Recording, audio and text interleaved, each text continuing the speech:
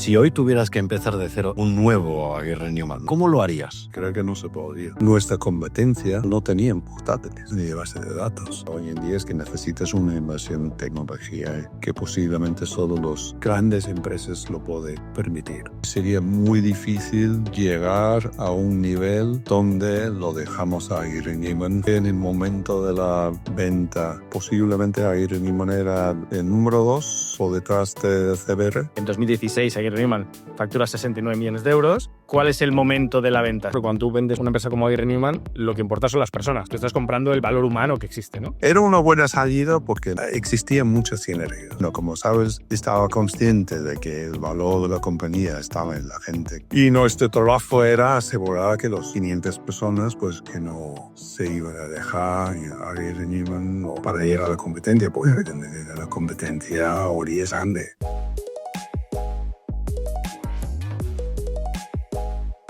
Muy buenas a todos, bienvenidos a 199. Somos Jordi Farré y Carlos Vila y hoy tenemos un invitado muy especial. Para mí, personalmente, ha sido un referente. Su empresa me ha formado desde que empecé y es una persona que solo se puede agradecer. Gracias, Steven Nima, por estar aquí en tu casa 199. Un placer, Carlos y yo. Un placer. ¿Cómo lo vamos a llamar a un histórico del sector que ha hecho tan grandes cosas, de verdad? No podíamos no hacerlo. Gracias a gente como Carlos, que se unió con nosotros. Era un concepto de familia, Aguirre Newman. Sí, queríamos fomentar ese concepto, ¿no? O sea, siempre queríamos tener un sitio feliz, agradable, donde pues la gente se levantaba por la mañana y dice, bueno, voy a trabajar en un ambiente como feliz, ¿no? Like a happy place to work. Era En aquella época montas Aguirre Newman en el año 88, en 1988. ¿Era ya Aguirre Newman? ¿Lo montaste ya con Aguirre o no? No, sí, con Santiago. Con Santiago. Santiago y yo trabajábamos juntos en lo que era Richard Ellis, que quizá la gente joven, o sea, que es Richard Ellis. Richard Ellis también era un referente del mercado y trabajamos ahí durante pues un par de años y un día pues decidimos exactamente la razón, no me acuerdo, pero tomamos la decisión de decir, oye, ¿por qué no lo hacemos nosotros por nuestra cuenta? Y ahí pues empezó la historia. ¿Y qué era exactamente lo que hacíais en aquella época? Pues Santiago estaba en inversiones y yo estaba en valoraciones, consultoría. Por lo tanto, pues yo creo que uniendo esas dos especialidades, pues empezamos con una consultora dirigida más bien a los inversores extranjeros que venía a España, porque en aquel momento tampoco había mucho inversor español. Era mucho promotor, pero se construían los edificios y luego se vendía por plantas. Los inversores, pues en aquel momento no habían llegado. También es cierto que en los 80 estuvimos saliendo de una recesión de finales de los 70, principios de los 80, que eran momentos complicadísimos, con la inflación en el 25% anual. España en un periodo, digamos, quizá todavía de transición, recién integrado en la ONU, todavía no está, España no estaba en la Unión Europea, o sea que, sí. Tiempos convulsos y al final tiempos de cambio, no has dicho de transición. ¿Cuánta gente, porque vosotros, tanto Santiago como tú, estabais en Richard Ellis, cuánta gente ha hecho esto, se lo ha querido montar por su cuenta y ha fracasado? Y vosotros habéis creado, si no la mayor, una de las mayores consultoras inmobiliarias de España. Luego hablaremos de la adquisición de Savills, pero ¿cuál ha sido el secreto de que mucha gente en grandes empresas se juntan y fracasan o se quedan en pequeños inmobiliarios boutique y vosotros habéis creado un referente nacional? ¿Cuál ha sido el secreto vuestro? Es difícil. Yo creo que, o sea, una secreto, un fórmula no tenemos, ¿no? Yo creo que no existe en ese aspecto. El momento, yo creo que es importante. El 88, pues había Richard Ellis, CBR, JLL llevaba pocos años en España Cushman, que era Gillian Baker, y quizá uno más. Cuando yo dejé Richard Ellis, había como 25 personas. 25 en Richard Ellis. 25 personas. Wow. ¿Y cómo acabaste en España? Porque por tu acento y tu apellido de Sanlúcar de Barrameda no eres. ¿Cómo acabaste en España? Pues quería visitar España, o sea, quería visitar a Madrid, porque yo creo que a los extranjeros pues se conoce bien la costa, pero no había conocido Madrid, pero quería verlo. Llegué aquí, era en invierno, y me acuerdo que había nieve en la sierra y me sorprendió, porque yo no sabía que Madrid tenía estaciones de esquí, como me gustaba esquiar. De venga, vamos a subir a ver la estación de esquí. Claro, llegamos ahí con el mal tiempo, las pistas estaban con hielo, o sea, imposible esquiar. Entré en un bar, intenté pedir una cerveza en inglés, y alguien al lado me decía, como, ¿te puede ayudar? Y yo, pues sí, quiero una cerveza. Y me decía, ¿pero qué haces? ¿Qué haces en inglés? Y esquiando en Navacerrada. Y, y justo era un amigo de Francis Pons, que era el director de HDRs en España, y me dijo, mire, tengo una amiga y creo que está usando un inglés. Porque yo le he dicho que trabajo en el sector inmobiliario y fin. De ahí le llamé a Francis Y ahí empezó. y me ofreció un puesto de trabajo. En un bar en Navacerrada pidiendo una cerveza. Es esto. No, el inmobiliario. Es esto, las casualidades y conexiones de la gente. Sí, sí. ¿En qué momento entraste en el mundo del retail? Porque por lo que me comentas, inversiones y valoraciones, eran más edificios, era más el brick and mortar que Bueno, el yo negocio de retail. trabajaba en una empresa especializada en retail. ¿Ah, sí? Claro, venir a España no había mucho retail, pues todos hacían más bien valoraciones. ¿En qué momento decidís meteros de lleno en el mercado de la intermediación inmobiliaria retail? Pues en ayer yo creo que tardamos, porque principalmente finales de los 80 el mundo era más bien inversiones en oficinas, consultoría en oficinas, y luego nos metimos en en la agencia de oficinas. O sea, en retail no era fácil. Tampoco había grandes cadenas en aquel momento, y porque Zara había empezado antes, pero ¿Tú no estaba tan desarrollada o no? no. O sea, yo me acuerdo que sí que empezamos con un departamento de retail, pues por los principios de los 90, pero me acuerdo que tuvimos meses de facturación cero. O sea, que era difícil empezar en el sector de locales comerciales. También es cierto que en aquel momento había siempre muchísimo traspaso. Y era un mundo poco, digamos, opaco, ¿no? Porque el tema de los traspasos, luego detrás el alquiler. No era muy claro. No eran claros los números de bota. Para nosotros era como muy difícil entrar en ese mundo. O sea, sobre todo con los inversores extranjeros. ¿Cómo le explicas al inversor extranjero que hay detrás algo más? Explicar como, pues no, este es un traspaso y... Es difícil porque cuando os vais, Santiago y tú, y montáis Aguirre Newman, ¿cómo se ficha en una compañía así que acaba de crecer? ¿Cómo atraes ese talento? Empezamos los dos con 29 años y me acuerdo que lo difícil era encontrar a gente más joven que nosotros. Pues más joven no creo que fuera posible. Y claro, con 29 años te impone un poquito entrevistar a una persona de 45 años. Es decir, pero como puedo decir a una persona mayor que yo lo que tiene que hacer. O sea, yo creo que también el mundo pues ha cambiado a lo largo de estos años. Dentro de la compañía se constituye en el 88 y en el año 2017 decidís vender, pero en ese intermedio, ¿cuál era el peso de las diferentes áreas dentro de Aguirre Newman, ¿no? El negocio, ¿cómo se componía? En principio empezamos siendo agentes consultores de inversiones y de oficinas.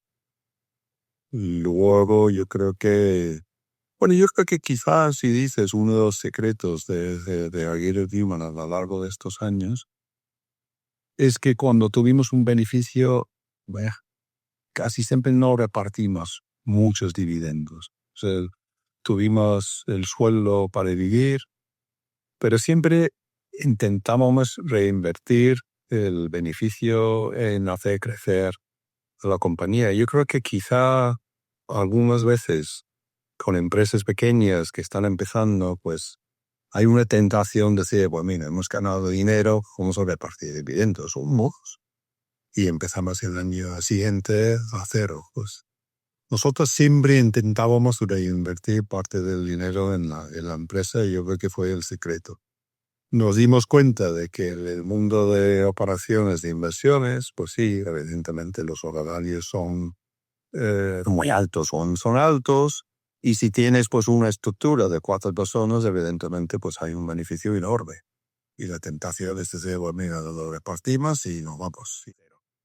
Pues intentábamos coger ese dinero y decir, pues, ¿qué es lo que deberíamos hacer? Pues mira, vamos a empezar con un departamento de oficinas, agencia de oficinas. Empezamos con la agencia de oficinas. Luego, pues, habremos pensado, pues, potenciar estudios de mercado. Luego, con un gran amigo nuestro, en el Sanano, pues, decidimos crear Aguirre Newman Arquitectura. Porque muchas veces las multinacionales que queriendo alquilaban oficinas con nosotros decíamos, oye, tenemos que hacer fitas. Son negocios sinérgicos. Claro, al final. ¿Y quién lo puede hacer? Y eso nos dimos cuenta de que existía esa posibilidad de diversificar el negocio en esa dirección. ¿Y qué peso podía tener cada una de estas áreas dentro de una facturación X? ¿Qué peso puede tener? Hombre, O debería, perdón, tener en una empresa como lo que era Aguirre. o sea, yo creo que en aquel momento transacciones representaba un porcentaje muy alto. Y eso nos dimos cuenta en la Transacciones son compra. sí, operaciones de agencia. Y yo creo que nos dimos cuenta en la crisis del 91, 94 fueron años muy complicados, ¿no? De 88, 89, 90 fueron años espectaculares. Pero con la primera invasión de Irak a Kuwait, pues hubo un parón del mercado tremendo. O sea, yo me acuerdo en el 91, el 31 de marzo, digamos, teníamos una facturación con 100. Al final de ese mismo año, la facturación era 120. O sea, de marzo de abril a diciembre, facturamos solo el 70% de lo que habíamos facturado en los primeros 3 meses. O sea, había un parón de inversiones tremendos. Y nos dimos cuenta de que, pues, property management, o sea, administración de inmuebles, pues era un sector que deberíamos potenciar. Porque claro, bueno, vienen momentos complicados, pero el propietario tiene los edificios y tiene que seguir gestionando y captando los edificios. Por lo tanto, nos dimos cuenta de que consultoría era un, digamos, segmento del mercado que deberíamos potenciar. Y yo creo que eso es lo que Savills le gustó mucho cuando miró la posibilidad de comprar a Aguirre Newman, ¿no? Es decir, pues esta empresa no depende solo de transacciones. Transacciones también es hasta cierto punto cuestión de suerte.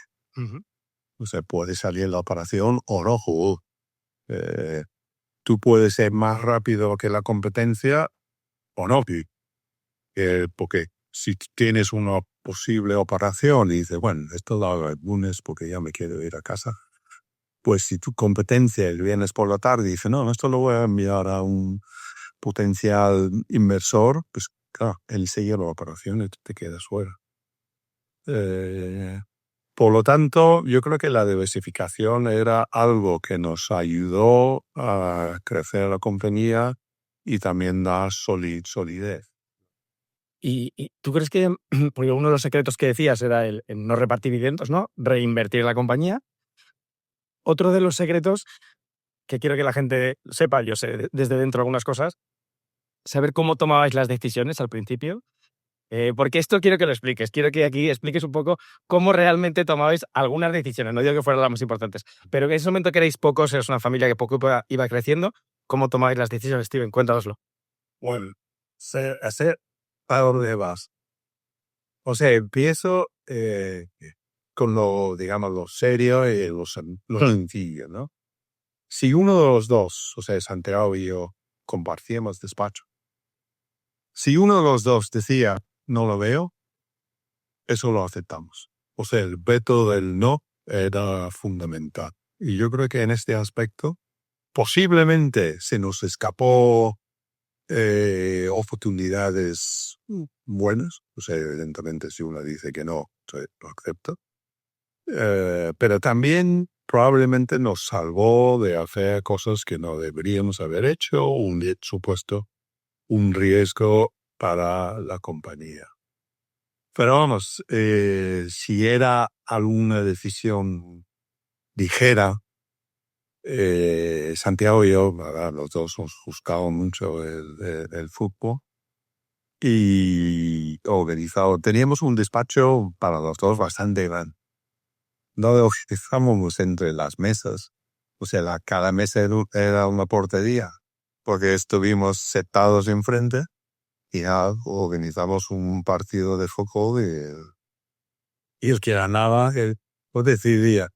Sí, el mejor de 5. Qué bueno. El quien llegaba a 3, pues se llevaba La victoria. el partido y se tomó a él la decisión. Que, o sea, si ganaba Santiago, decía, bueno, Santiago, tú la decisión. Y eso era siempre, yo creo que con cosas que teníamos que hacer, quizá, pero las cosas más desagradables que hay que hacer, ¿no? ¿Quién va a decir no sé, a alguien, oye, lo siento, pero tenemos una oferta para ir a trabajar con otro proveedor y nos hace un precio mejor que vosotros, que siempre son... Sí, puede pasar. Es difícil. Se decía, oye, mira, Partido.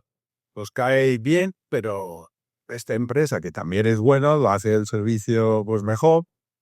O sea, quizá una empresa de contabilidad, que alguien tiene que coger el teléfono y decir, oye, Decisión incómoda, hay que tomarlos. y eso es como lo hacíamos, sí. Antes comentabas que había decisiones que habíais tomado de no ejecutar y que eso te podía haber hecho perder algún deal, ¿no? Alguna operación. Si hoy tuvieras que empezar de cero y montar un nuevo Aguirre Newman, no el mismo de aquella época, sino uno actualizado con lo que sabes hoy y con las nuevas tecnologías y las nuevas tendencias, ¿cómo lo harías? Pues es un poco triste decirlo, porque creo que no se podría hacer. ¿Crees que no se podría? O sea, tienes que tener en cuenta cuando montamos a Aguirre Newman,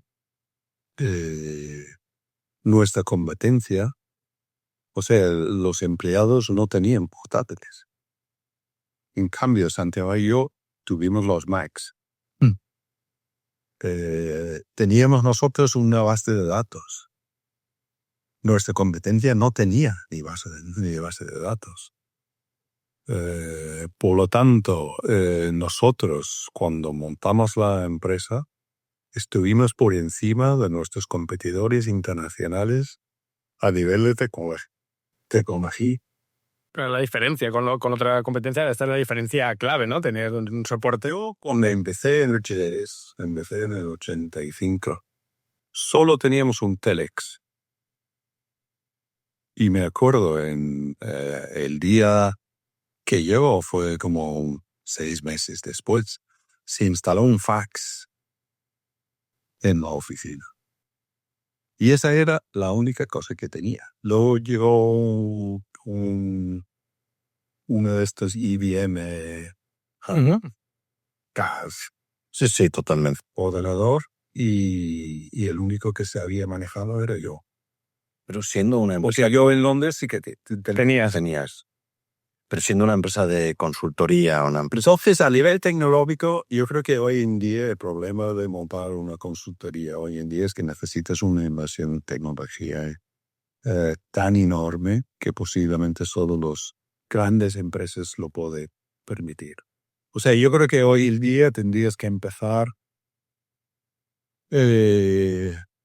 como quizá especialista, tener pues 5 clientes leales y empezar a crear un negocio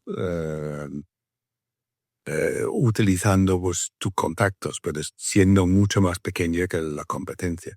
Nosotros cuando empezamos a ir en Newman estuvimos muy, digamos, por debajo de lo que era la competencia. Si te decía que Richard Ellis, cuando yo lo dejé, tenía como 25 personas.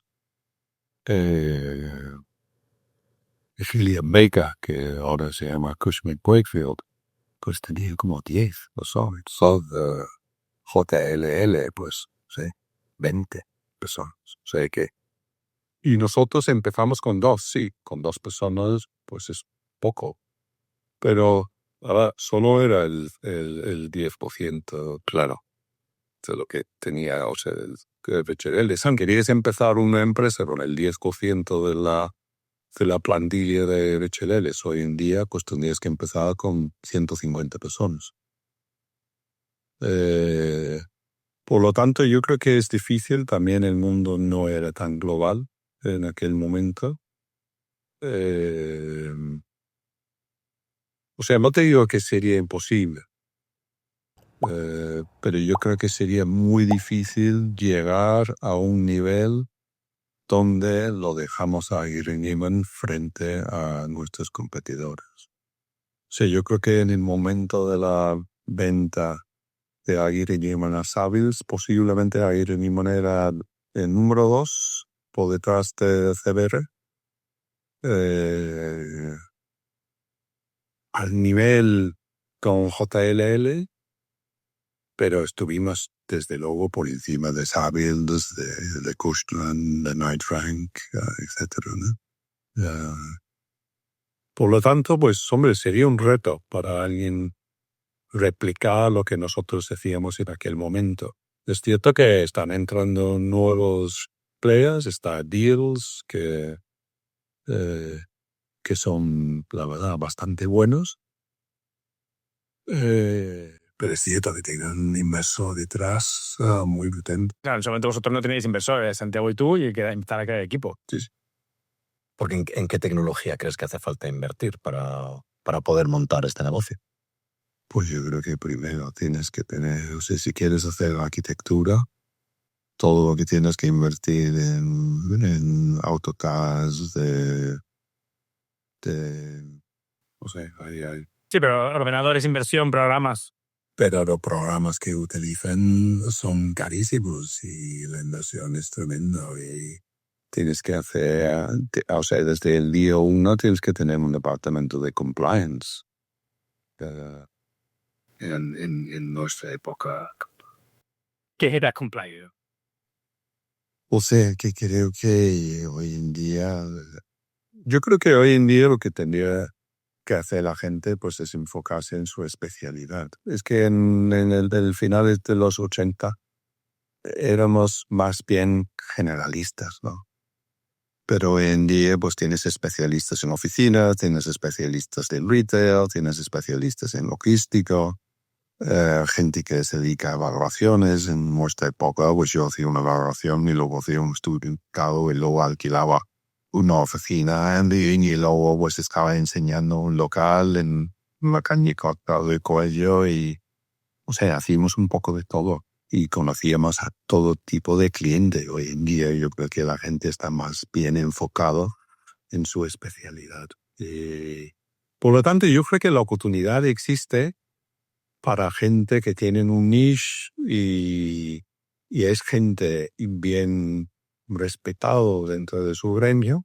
Por lo tanto, yo creo que sí que hay posibilidades de montar una empresa, una consultora, pero probablemente pensando primero en ser especialistas en su sector. Luego es cierto, se podría decir, pues, oye, tenemos nombre y reputación en el tema de locales. Oye, el amigo mío que está y se dedica a oficinas, pues ¿por qué no le llamamos? Hemos hecho 5 años buenos, tenemos dinero, podríamos invertir en ampliar el rango de servicios que tenemos, porque no incorporamos a alguien en la oficina. Pues haciéndolo con paciencia, no te digo que sea imposible, difícil sí. Luego tienes que tener en cuenta que las multinacionales pues tiene una referencia en su mercado, en su país, de que pues TVR pues, es una empresa global y nosotros pues tenemos nuestra sede en Dallas, pero trabajamos con TVR a nivel global. También yo creo que otra cosa positiva, si alguien tomara la decisión de hacer algo así, es que hay tan poca competencia. Lo que tienes TVR sí, son enormes. Son italianos, son enormes. Cosas son enormes. Pero muchas veces están conflictados. Y ahí sí que existe posibilidades para la empresa pequeña. Hay pequeños huecos en los que puedes entrar, ¿no? Sí. Sobre todo en el buy side. Sobre todo, perdón, en el buy, sí, cuando lo vas a adquirir. Porque muchas veces las grandes consultoras pues están por, digamos, por la venta. Lo que quieren es tener el mandato de venta. Pues ellos están fuera. Ellos no pueden actuar para nadie cuando están vendiendo. Y luego viene un inversor y dice que estoy mirando esto, contrata a JL. Pues, bueno, otro viene y contrata a Cushman. Pues fuera. Viene el tercero, el quinto, el sexto. ¿Con quién puedo trabajar? Pues evidentemente yo creo que sí que hay posibilidades ahí. Hay que atreverse y ser especialista y tener nicho. En muchos países de Europa, pero sobre todo en Estados Unidos y en Gran Bretaña, hay mucha regulación para hacer intermediación inmobiliaria. Hay que tener un título, pasar un examen. Esto en España no existe. ¿Crees que esto es positivo para el negocio o es negativo? Bueno, yo creo que están bastante liberalizados. Yo creo que, no sé, en el UK existe el concepto a nivel mundial. El asunto de los RICS. Pero que también hay que escribir. O sea, el RICS es reconocimiento. Sí. Que si este RICS, pues Parece que debería ser bueno, ¿no? Pero no hace falta tener el título de RICS. Pero, por ejemplo, está ver en Estados Unidos, en Italia, en España, Es diferente. En España, en Italia, en Francia, hay que tener un título. O sea, no es una carrera, pero hay que pasar un examen. bueno, en España había la agencia de la propiedad. Lo de los APIs, ¿no? Lo famoso aquello de los APIs, para aquello desapareció. Entonces los APIs han desaparecido gracias a nosotros. ¿Ah, sí? Porque los APIs nos querían cerrar. ¿Ah, sí? ¿Por qué? Por eticismo. Y nosotros luchamos y llevamos en caso a Luxemburgo. Wow. Y ganas a ver. ¿Y eso en qué año fue? En el 89.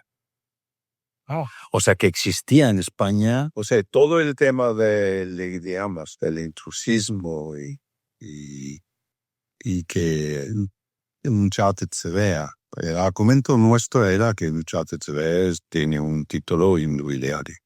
Por lo tanto, debería poder trabajar en España. Y los API no nos querían dejar trabajando. Y caramba, es el caso. Yo creo que está ahí, en algún sitio de jurisprudencia de Aguirre. Qué bueno, no lo sabía. ¿Por qué da? El mundo de los APIs. De hecho, esto es un tema que está siempre sobrevolando la cabeza de mucha gente, ¿no? Si va a volver a existir este tipo de... O sea, así no veo.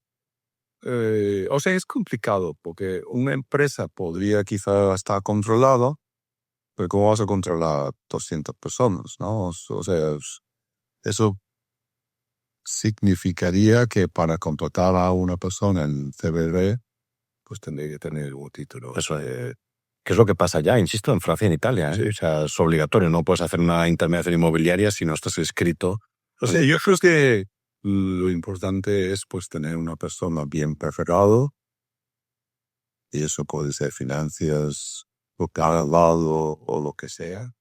Evidentemente, una persona honesta.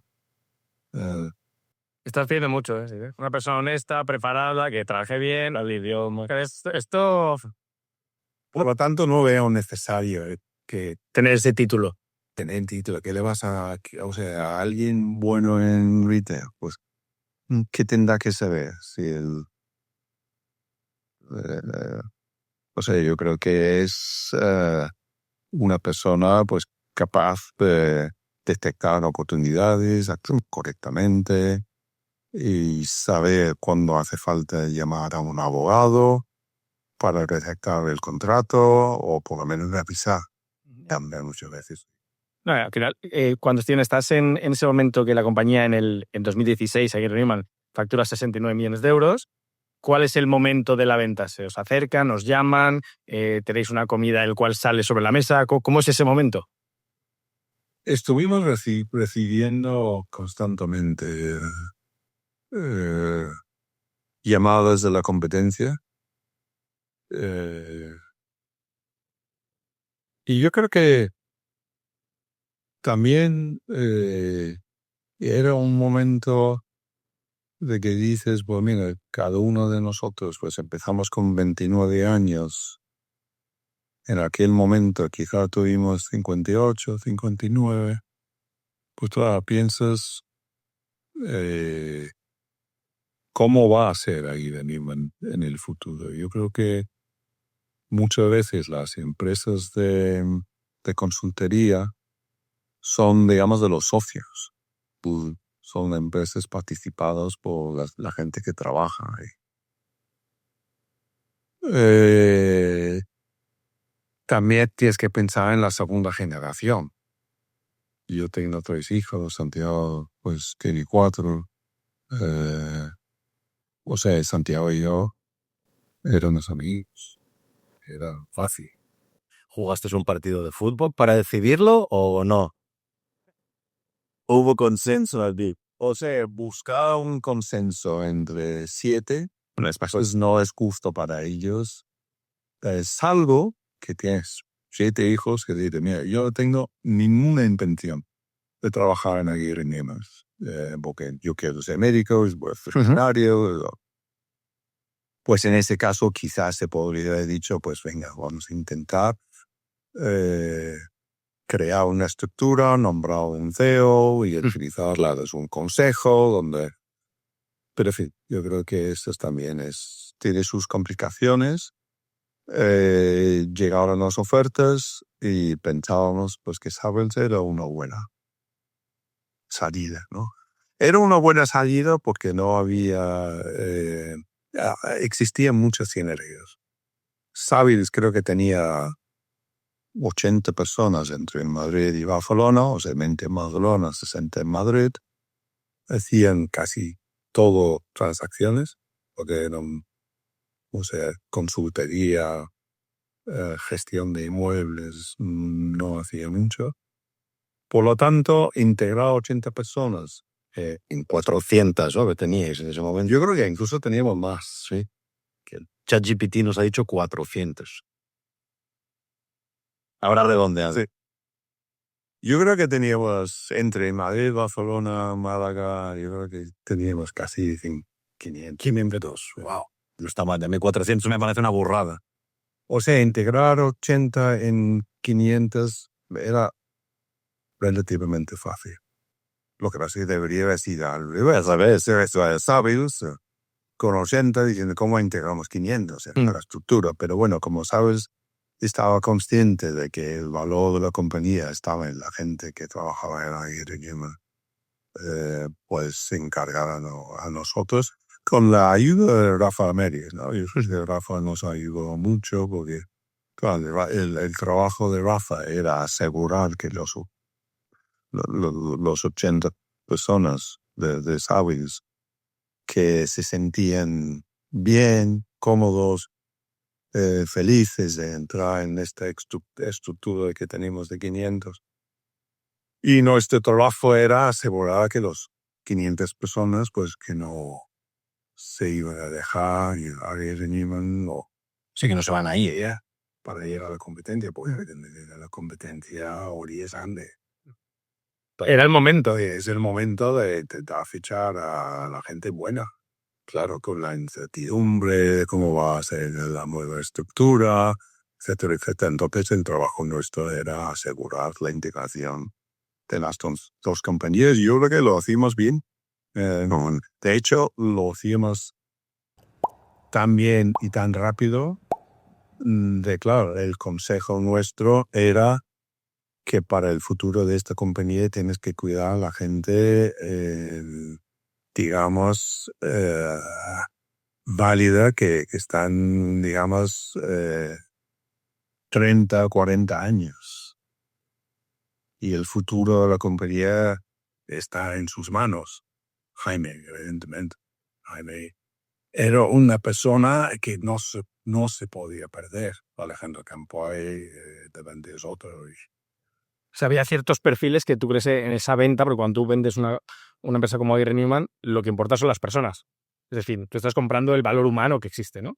Entonces, en ese acuerdo había un X% de la compañía que debía mantenerse por contratos, ¿o no? No. Que es una cosa que me extraña, ¿no? Porque lo hablábamos antes Jordi y yo, si tú compras personas, no, el talento, me van a matar. Si compras el talento de las personas, deberías asegurar que esas personas se van a mantener a tu lado, ¿no? Sí. O sea, yo creo que es el problema de comprar compañías de servicio. Claro, que sí compras la marca. Es cierto que en Newman podríamos haber remontado. Se van, bueno, nuestra historia, tenemos salidas con las personas. Pues evidentemente tienes que... Nosotros en estas situaciones nunca salíamos en mercado a buscar gente para reemplazar una salida. Porque teníamos la política de que tenemos que fomentar y formar a las personas de abajo para ocupar un puesto en la plano. Plan de carrera, lo que se echa de menos en muchos sitios, plan de carrera y crecimiento. Por lo tanto, pues se puede recomponer una situación así. También es cierto que si alguien venía de la empresa y no necesitábamos una persona, pero esa persona era buena, pues hay que fichar. Porque Algo bueno traerá. porque si esa persona no viene con nosotros, se va a la competencia. Y seguro que si es tan bueno y si nosotros seguimos creciendo, dentro de un par de meses le vamos a necesitar ya. Por lo tanto, era también nuestra filosofía. Pero es cierto, ¿cómo se garantiza complicado la permanencia de un equipo una vez acordado la venta? Porque vosotros tampoco os quedasteis.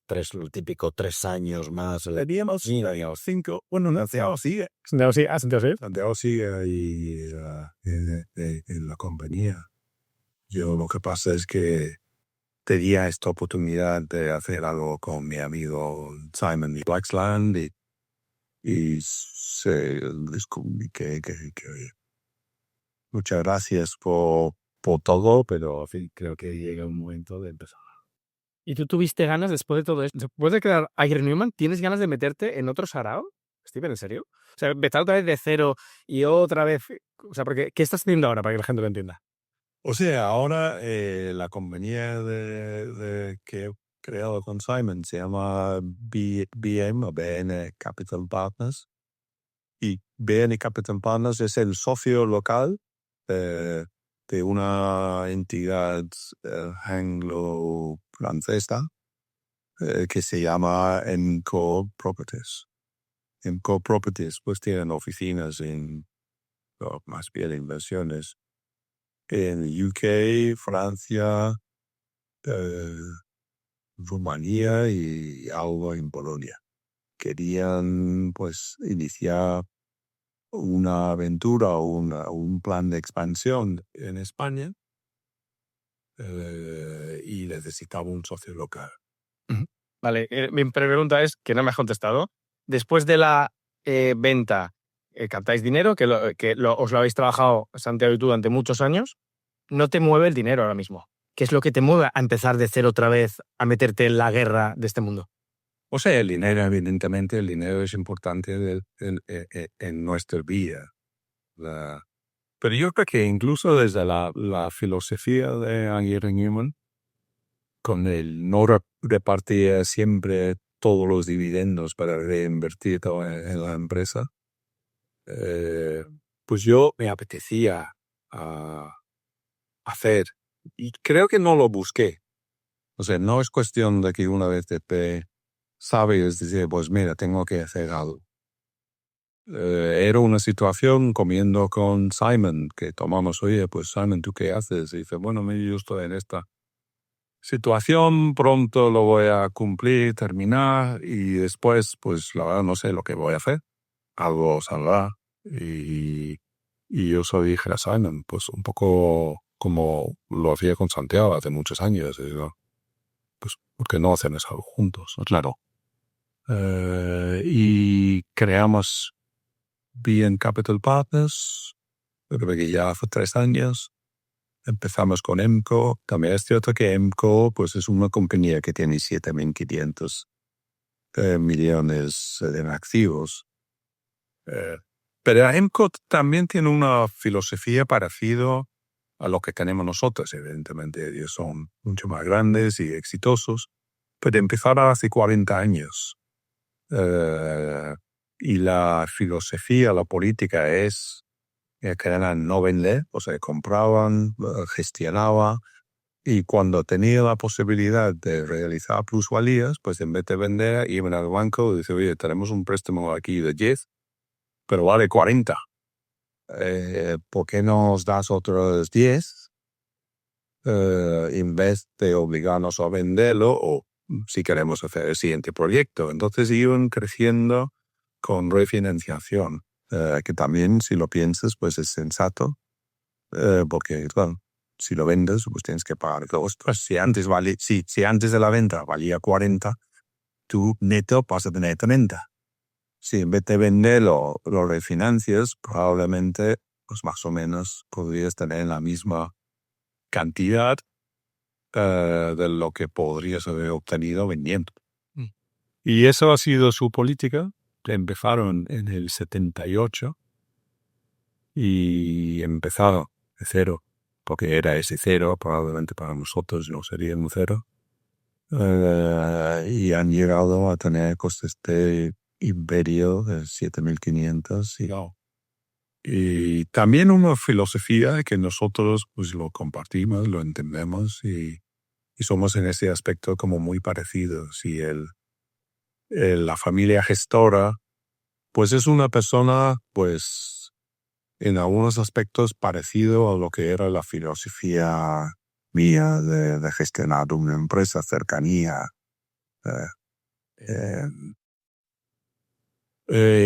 preocuparse por los empleados. Y es cierto, en Saúls le preguntaba a mí, bueno, Steven, ¿tú qué haces en la empresa? Y yo le digo, lucha. Bueno, y decía, como que es de mucha de Guavira, soy más o menos el director de recursos humanos. Porque sí, yo podría hacer un día. Pero si facturo 125.000 euros vendiendo un inmueble, dedicándome mucho tiempo a eso, con eso no hacemos mucho para pagar los gastos de la compañía. Pero si dedico mi tiempo a preocuparme como los empleados para saber si están bien, cómo está la familia, cómo está la mujer, qué tal el hijo, qué tal el partido de baloncesto, si sabía que había jugado, claro, eso. Es que es una parte muy romántica que tienes, una parte muy de personas, una parte muy de conexión. Por eso al final, con los socios que estáis hoy en día, habéis conectado, porque al final es más o menos la misma filosofía. Y ese gestor que dices tú, que para mí no es un gestor de people, recursos humanos, es un gestor de emociones, es muy necesario en las empresas. De gente que mire no hacia afuera la facturación, que mire hacia adentro, qué tengo en casa. ¿Cómo gestiono lo que tengo en casa, este talento? Que es lo que todos los días cuando abres la persiana, está muy bien la gente que incorporas, pero la gente que te solventa los problemas día a día es la gente que tienes dentro de casa. Entonces esto es, gestionar a estas personas es lo importante.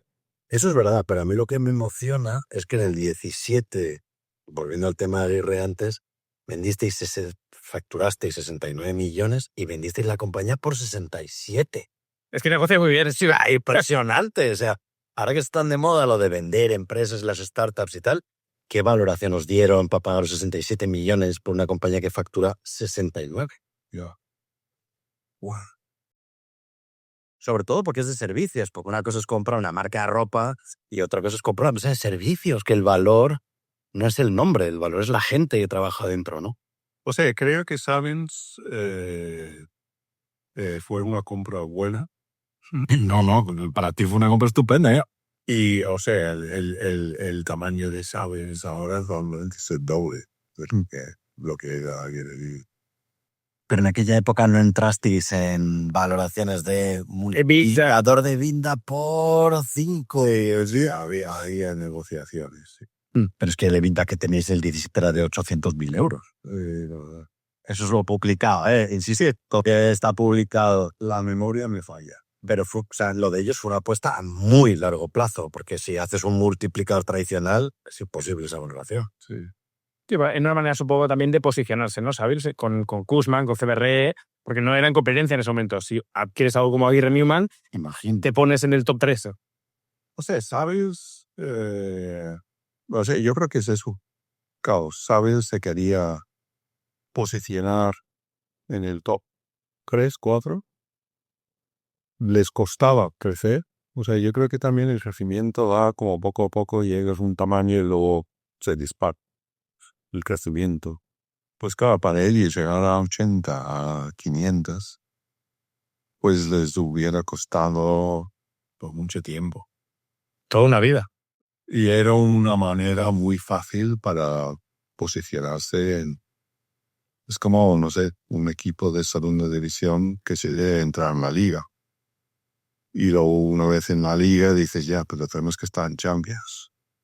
Pues es difícil, ¿no? No te digo que Savills era una empresa de segunda, pero bueno, pon que una empresa de la liga, ¿no? ¿Cómo se posiciona, pues, el Levante o el Getafe? De cómo puedo yo entrar en Champions, pues no es fácil. Savills pensaba por medio, sí, ya. Lo que pasa es que también los fichajes tienen que tener criterio y no es fácil salir del mercado de fichar. ¿Qué fue lo que más recuerdas que os costó en aquella negociación? Pues decir que sí, yo creo. O sea, emocionalmente no era fácil de una cosa que habíamos creado. Claro. Pero ¿cuál es ese momento? Yo me pregunto cuál es ese momento porque vosotros empezasteis en Castellana, fuisteis a General Laci y luego la vida os llevó a Castellana otra vez con Savills, ¿no? Como ubicación. ¿Cómo es el momento en el que Santiago y tú decidís vender a Savills? Supongo que estáis en Londres, cogéis un avión, volvéis y os metéis en el despacho y abres la puerta y hay 500 personas. Y yo recuerdo el ambiente ahí de Neumann. No lo he vivido en la vida, nunca más. Miras eso y dices, ostras, ¿y ahora qué? ¿Cómo digo esto? La gente sospechaba. Hombre, habría rumorología en el mercado, supongo. O sea, nosotros con Savills estuvimos seguros de que para los empleados iba a ser más bien tirando a neutro a mejor. O sea, a peor no iba a ser. No había duplicaciones, había muchas sinergias y había ganas por parte de Savills de crecer. Por lo tanto, en ese aspecto, era siempre un mensaje sincero, pero muy positivo. Sé que para vosotros probablemente pues, va a ser una sorpresa, un shock de que la empresa no está liderado o propiedad de Santiago o de Steven, pero os podemos asegurar de que la nueva compañía Savills, pues con ellos tenéis un futuro bueno y prometedor Y la verdad, el mensaje de la gente que llevaba Savills, sobre todo que ahora es el Global CEO, Mark Ridley, vinieron, dedicaron mucho tiempo a mandar los mensajes a los empleados y yo creo que todos se quedaron contentos y felices, y probablemente la presencia de Santiago y yo durante los próximos 5 años, que acordamos de quedar los 25 años, pues ayudó, y de hecho, pues si Santiago sigue ahí, pues, también demuestra que apoyábamos al proyecto. Echando la vista atrás, ¿harías algo de una manera diferente? No, yo creo que Repetiría. porque si cambias algo en el pasado, pues no estaría aquí hoy en día y estoy feliz donde estoy, ¿no? Por lo tanto, acepto la decisión. A veces pienso cómo podría haber sido Aguirre Newman sin vender a Savills. Siento que en aquel momento pues teníamos una oficina abierta en México. Yo creo que México hubiera funcionado bien. Teníamos una oficina en Bogotá. Eso probablemente hubiésemos sufrido un poco más. Podríamos haber sido también una multinacional. No sé, estuvimos pensando, de hecho llegamos a tener un pie en Londres. Quizá podríamos haber sido una multinacional compitiendo con Cushman a nivel mundial, pero eso también hubiera sido difícil. Una buena guerra, ¿no? Sí. También las empresas de servicio, o sea, tienen una responsabilidad cada mes empleados, o sea, 500 empleados. La masa salarial es tan enorme, y de esas 500 personas, pues probablemente detrás de ellos hay otros 2000. Cualquier decisión que tomas, bueno, venga, vamos a abrir una oficina en Londres. Claro, una oficina en Londres, pues suponen mucho dinero.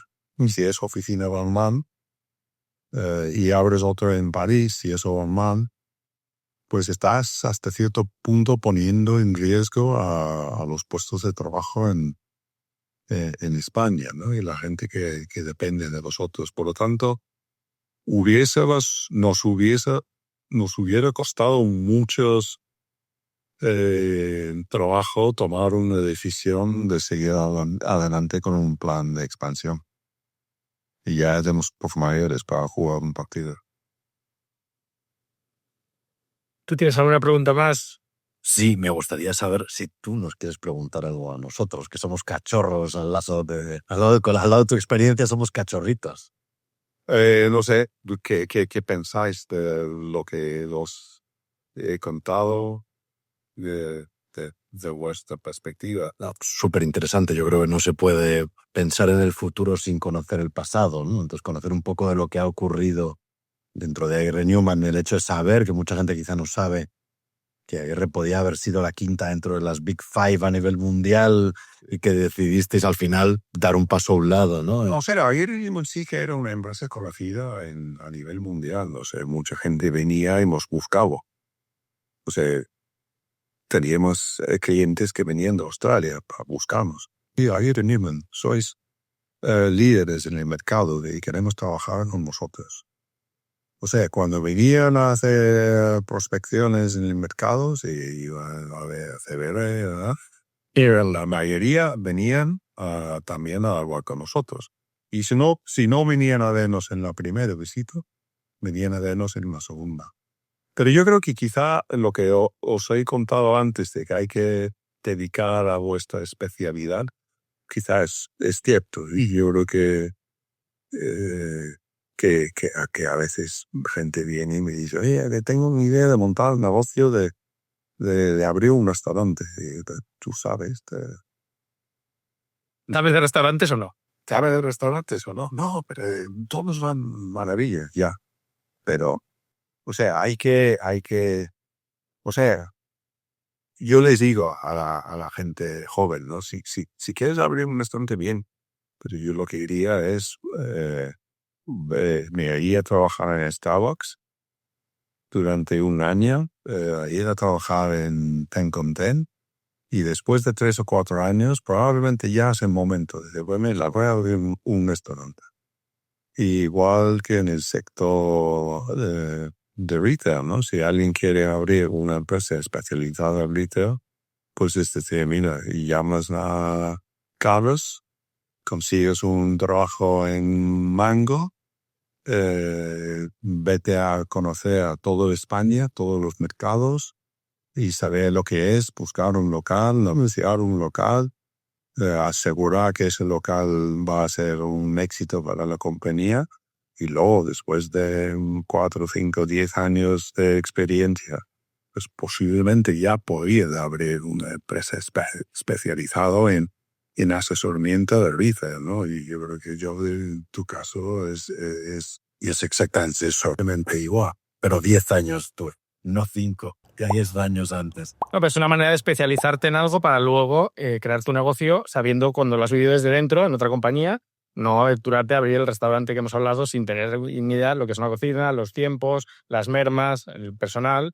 Yo creo que al final es un tema, todo lo que has contado, yo lo resumo en, es tan importante la facturación como la gestión de las personas y de las emociones. Sí. Por eso, tu visión cuando Savills os adquiere, miraste hacia adentro y no hacia afuera. Miraste hacia adentro a la gente que tenías para asegurar que esas 500 personas seguían con motivación, con pasión, con felicidad y con alegría. Que esto es lo difícil, porque si no, un motor así no te mueve.